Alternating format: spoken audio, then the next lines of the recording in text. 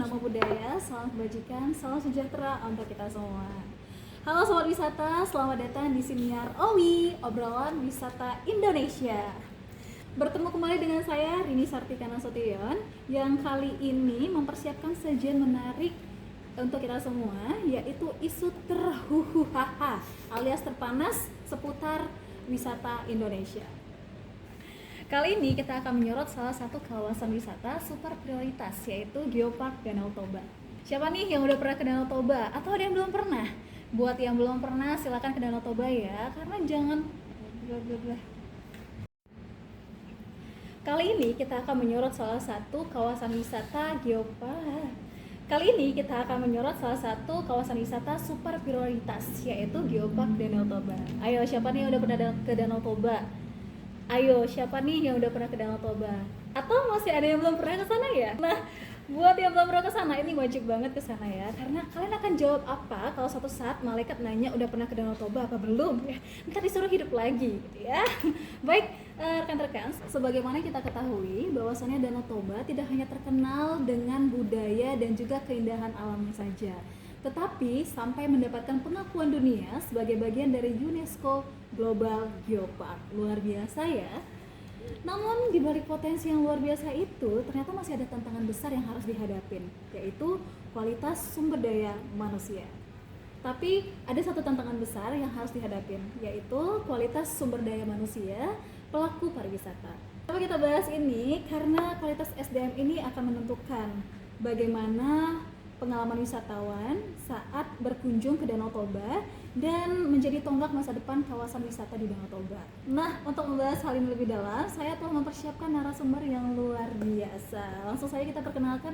Yang pertama, saya menghadirkan perwakilan dari Dinas Pariwisata, yaitu Profesor Dr. Muhammad Nur Kawas Empar.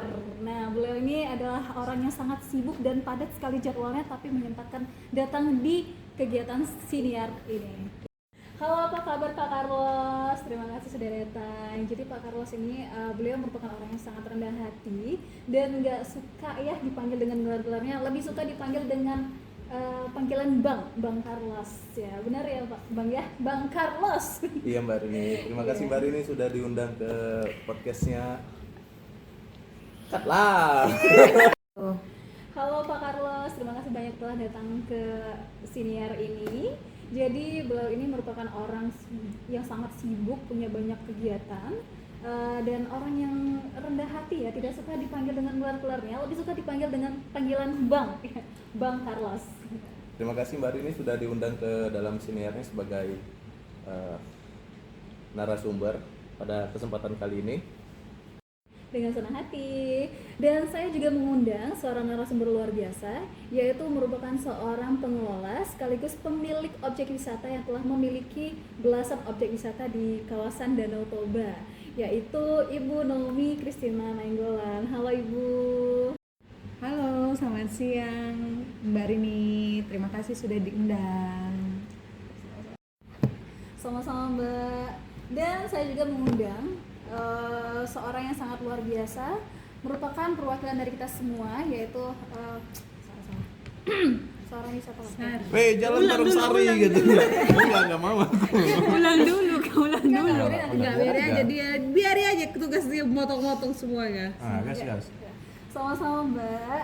Dan saya sama-sama Mbak, dan Kak, saya bentar, juga terlalu mengundang dekat, agak susah, tidak terlalu dekat tadi jaraknya tuh agak susah dipotong Kak. Bisa udah gas aja. Udah, gas.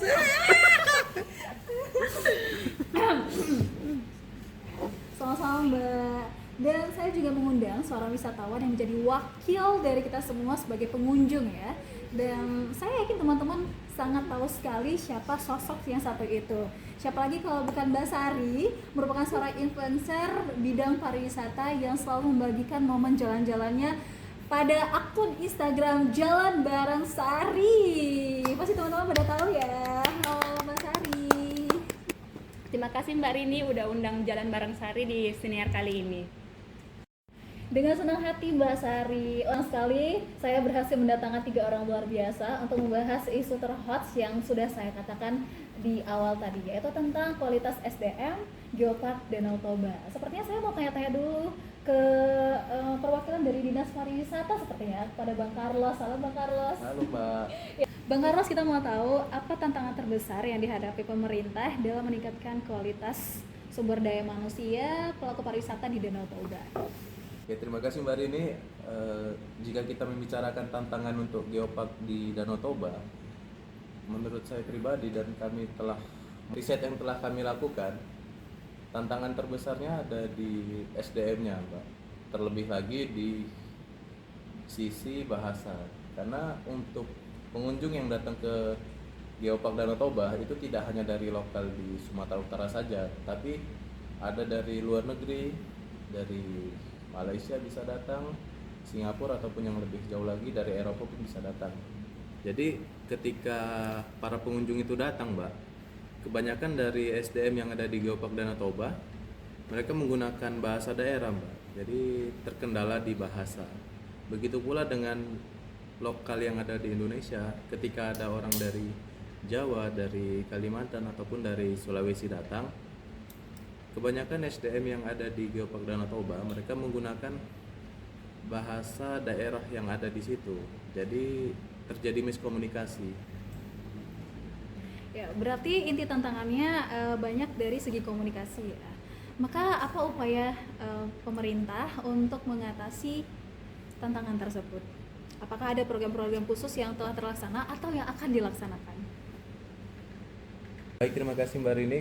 Kalau dari pemerintah Itu mengenai udah masuk program sampainya. ataupun pelatihan yang akan dilakukan untuk menangani tantangan tersebut, kita sudah menyediakan sebenarnya Mbak Rini untuk melakukan pelatihan bagi masyarakat sekitar, terlebih lagi kepada pelaku usaha seperti front office ataupun yang lainnya, yaitu pelatihan bahasa Indonesia yang baik. Kemudian ada juga pelatihan bahasa asing yang mana kita fokuskan yaitu di bahasa Inggrisnya Mbak Rini, karena menurut kami yang paling urgent sebenarnya dalam pelatihan bahasa Inggris untuk saat ini adalah interaksi dasar.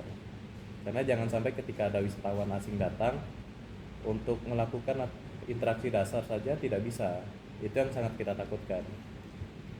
Berarti selalu ada pelatihan yang dilaksanakan secara rutin untuk para pelaku wisata ya, agar bisa mengelola objek wisatanya dengan baik seperti itu Pak ya. Iya, benar sekali Mbak Rini. Luar biasa. Dan sekarang kita ingin tahu perspektif dari pengelola atau pengusaha objek wisata itu sendiri ya. Kepada Ibu Nomi. Terima kasih Mbak untuk pertanyaannya. Tadi Mbak bertanya mengenai kendala ya. Mungkin berkesinambungan ya jawabannya dengan Mas Carlos tadi yang mengatakan soal bahasa. Jadi ternyata ada beberapa kendala dari SDM yang kami temui di lapangan. Itu yang pertama yang sangat krusial itu mengenai bahasa Mbak. Kita tahu ya Mbak bahwa wisatawan yang datang ke Danau Toba itu bukan hanya wisatawan domestik tetapi juga wisatawan mancanegara. Kalaulah kita melihat di SDM di lapangan, yang pertama itu ya dari sisi bahasanya Mbak. Banyak masyarakat lokal yang sebenarnya semangat terlibat di dalam pariwisata, tetapi keterampilan mereka cukup terbatas. Mereka masih terbatas dalam berkomunikasi dengan wisatawan, khususnya wisatawan mancanegara. Itu yang pertama. Kemudian yang kedua itu Mbak, terkait pelayanan dan sikap kerja. Misalnya cara menyapa, memberikan informasi, atau melayani tamu kadang belum sesuai dengan standar hospitality internasional. Yang kedua soal pelayanan dan sikap kerja Mbak. Misalnya cara mereka menyapa, memberikan informasi, atau melayani tamu itu kadang-kadang belum sesuai dengan standar hospitality internasional. Padahal wisatawan itu kita tahu ya, biasanya mereka menilai destinasi itu dari keramahan dan profesionalitas dari orang-orangnya. Dan yang ketiga itu pemahaman tentang kebersihan dan kelestarian lingkungan Mbak. Kelestarian lingkungan di destinasi pariwisata khususnya Danau Toba itu masih perlu ditingkatkan. Ada yang sudah sadar pentingnya menjaga kawasan tetap bersih, tetapi ada juga yang masih cuek-cuek saja Mbak. Untuk mengatasi hal ini ya, kami biasanya melakukan pelatihan singkat yang langsung bisa dipraktikkan.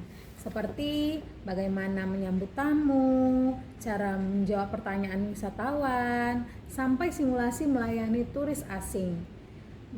Selain itu kami juga bekerja sama dengan Dinas Pariwisata dan kampus pariwisata. Untuk mengatasi hal-hal ini, kami biasanya melakukan pelatihan singkat yang langsung bisa dipraktikkan, seperti bagaimana menyambut tamu, cara menjawab pertanyaan wisatawan, sampai simulasi melayani turis asing. Selain itu, kami juga bekerja sama dengan Dinas Pariwisata, dengan kampus pariwisata untuk memberikan workshop yang lebih mendalam. Jadi, bukan hanya meningkatkan keterampilan saja, Mbak, tapi kami juga mau menumbuhkan rasa bangga masyarakat lokal menjadi bagian dari Geopark Danau Toba. Hasilnya memang tidak instan, Mbak, tapi sedikit demi sedikit layanan jadi lebih baik, wisatawan jadi merasa lebih nyaman, dan masyarakat juga jadi bisa lebih percaya diri menjadi bagian dari Geopark Danau Toba. Begitu, Mbak. Wah, ternyata kompleks sekali ya tantangan yang dihadapi ya Ibu ya. Dan ternyata sebagai pengelola yang luar biasa profesional, Ibu Nomi telah mempersiapkan beberapa strategi seperti melaksanakan pelatihan. Ini benar-benar bentuk tanggung jawab sebagai pengelola yang mengelola destinasi pariwisata. Nah, ini adalah bentuk tanggung jawab yang luar biasa sebagai pengelola objek wisata. Jadi sebagai pengelola tidak hanya memikirkan profitnya, tapi juga memikirkan bagaimana agar pariwisata atau objek wisata itu memberikan pengalaman yang berkualitas. Iya, benar sekali, Mbak. Oke. Nah, terakhir kita pengen tahu bagaimana perspektif dari wisatawan, yaitu Mbak Sari yang mewakili kita semua yang pernah berkunjung ke Danau Toba. Nah, Mbak Sari sebagai orang yang sering melipir berkunjung ke berbagai objek wisata Danau Toba, saya sering ngintip akunnya Mbak Sari, sering sekali ya ke sana ya Mbak ya. Sehobi itu ternyata dengan Danau Toba. Nah, saya pengen tahu bagaimana pengalaman Anda selama berkunjung ke kawasan wisata Geopark Danau Toba. Bener banget Mbak Rini. Kebetulan waktu jalan-jalan ke Danau Toba itu pengalaman saya cukup menyenangkan ya. Sebab orang-orangnya itu ramah, hangat, dan budaya daerahnya itu cukup kental. Mereka mau belajar dan berinteraksi secara langsung dengan para wisatawan yang datang, sehingga kami itu yang sebagai wisatawan yang datang di sana itu berasa kayak disambut keluarga sendiri. Wah, lagi-lagi ini menyangkut tentang interaksi ya, komunikasi dan interaksi antara kita sebagai wisatawan, dengan pelaku pariwisata seperti pemandu gitu ya Mbak ya. Jadi nilai plusnya itu yang bikin saya berkesan adalah tingkat keramahan dari masyarakatnya. Cuman kalau bicara masalah pelayanan, sepertinya kebersihan itu masih perlu ditingkatkan. Soalnya beberapa titik spot wisata itu masih terdapat beberapa sampah.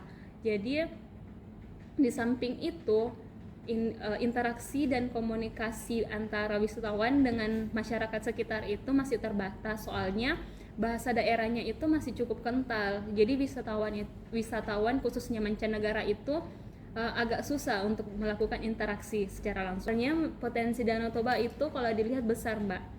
Jadi kita harap destinasi Danau Toba itu berkelas dunia yang nggak kalah saing dengan tempat-tempat wisata yang ada di internasional. Kalau gitu, kalau misalnya di rating nih atau dinilai dari keseluruhan pengalaman Mbak Sari jalan-jalan di Geopark Danau Toba, apakah pengalaman itu sudah cukup memenuhi ekspektasi atau belum? Kalau dibilang memenuhi ekspektasi, iya, dari segi pemandangan yang disajikan dari Danau Toba itu. Tapi untuk dari segi pelayanan mungkin masih perlu ditingkatin lagi ya Mbak. Mungkin seperti itu sih, soalnya pelayanannya masih agak lambat untuk melayani para wisatawan yang datang. Wah, luar biasa ya. Sepertinya pendapat Mbak Sari ini mewakili pendapat kita semua nih, termasuk saya sendiri. Nah, dari bincang-bincang kali ini kita mengetahui bahwasannya peningkatan kualitas SDM pelaku wisata Danau Toba itu memerlukan sinergi dari pemerintah, pelaku wisata, dan juga masyarakat. Semoga dengan kesadaran kolektif ini kita dapat mewujudkan pariwisata Danau Toba yang berkualitas, sehingga posisi Geopark Danau Toba sebagai wisata super prioritas tetap dipertahankan. Luar biasa pembahasan kita kali ini berkat narasumber-narasumber yang sangat informatif.